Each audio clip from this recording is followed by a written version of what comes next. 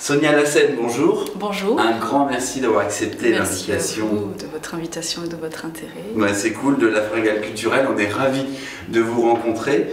Alors vous revenez avec des projets Je serai là, c'est le premier titre, c'est une reprise de Terry Moïse. Moi j'adore cette chanson. Ouais.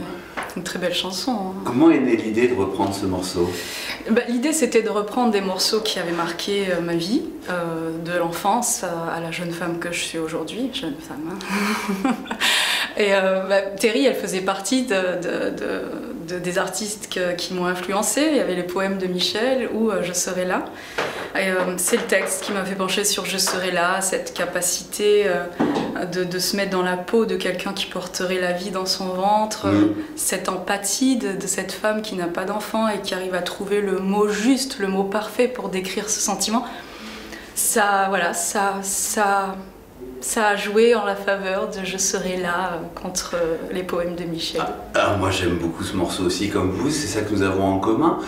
Mais du coup, le fait d'aimer, ça vous a plutôt donné envie de la réinterpréter à votre sauce ou au contraire vous aviez des freins et peur de le faire? Non. Réinterpréter, c'est chanter simplement. Hein. Sinon on est un imitateur. Donc il suffit de lire le texte et de se laisser toucher par le texte et de la chanter comme si on l'avait écrite soi-même.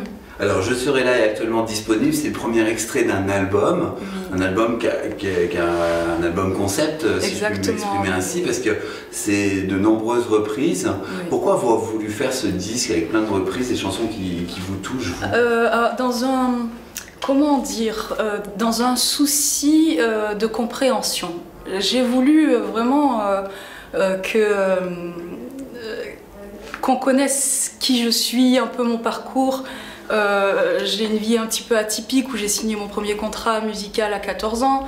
Je l'ai rompu à 22 pour faire le Globe-Trotter. J'ai fait le tour du monde avec un sac à dos pendant ces 10 dernières années. Chaque pays que j'ai visité, dans lequel j'ai vécu un petit peu, j'ai appris leur culture musicale. Enfin, c'était vraiment le but de ma démarche de voyager. Et j'ai voulu donc faire cet album avec tous ces titres différents que j'ai aimés, que j'aime, et les emmener dans mon univers, donc dans le son que j'aime, les emmener chez moi, dans ce que les voyages m'ont fait découvrir, donc un son un peu rétro, un peu old school, avec cette contradiction plutôt moderne et urbaine. Voilà, j'ai voulu expliquer les sons que j'aime, les musiques que j'aime, les artistes. Alors comment s'est mis en place le choix des chansons?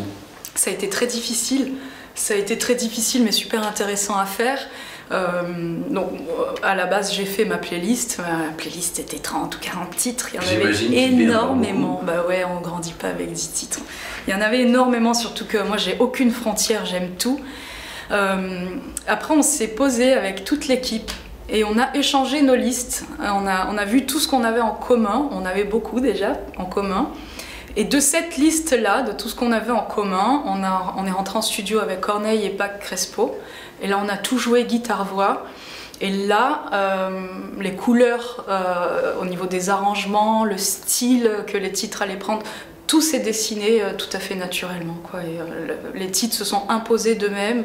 Et le style qu'on allait leur donner, par exemple Jermaine Jackson qui devient un rock à la Tina Turner, voilà, tout a été très naturel dans la démo guitare-voix. Les couleurs étaient déjà par l'interprétation, justement, la couleur était déjà là. On savait ça, des up-tempo, des mid-tempo, des trucs un peu plus sombres, un peu plus soleil.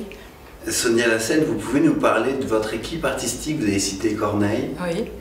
Corneille, Pac Crespo, j'ai des musiciens d'exception aussi dans l'album, donc Christophe Deschamps à la batterie, Laurent Verneret à la basse, c'est que des grands noms, Jean-Luc Léonardon avec qui j'avais travaillé sur Thérèse Vivre d'amour, aussi les chansons d'abord. C'est un projet de chœur, 100% de chœur, fait sur toutes les rencontres que j'ai fait depuis mon passage dans The Voice en 2012. Corneille, je l'ai rencontré sur le plateau des chansons d'abord. Je faisais des chœurs sur son titre. Et du coup, en m'apprenant des armeaux, on a dû passer du temps ensemble, on a pu échanger l'affection, enfin l'estime qu'on avait l'un pour l'autre, et c'est là qu'il a intégré le projet. Pâques, c'est Corneille qui me l'a présenté, Roberto Curleo et Thomas Pawlowski qui se sont vachement investis aussi, toute l'équipe Smart, Yann Faure, Elodie Pison, Clara.